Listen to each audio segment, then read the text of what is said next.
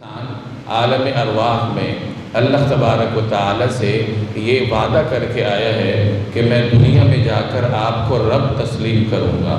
چنانچہ روایت کا مفہوم ہے کہ عالم ارواح میں تمام انسانوں کی ارواح کو اللہ تبارک و تعالی نے جمع کیا اور ان سے دریافت فرمایا، الست بربکم، کیا میں تمہارا رب نہیں ہوں؟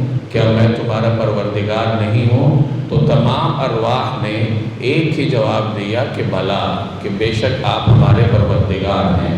گویا یہ ایک وعدہ تھا، بندے نے اپنے رب سے ایک وعدہ کیا کہ آپ میرے پروردگار ہیں، اور اس کا تقاضا یہ ہے کہ میں جب دنیا میں جاؤں گا تو آپ کی بندگی کروں گا، آپ کی ربوبیت کو تسلیم کرتے ہوئے آپ کے ہر حکم پر سر تسلیم خم کروں گا۔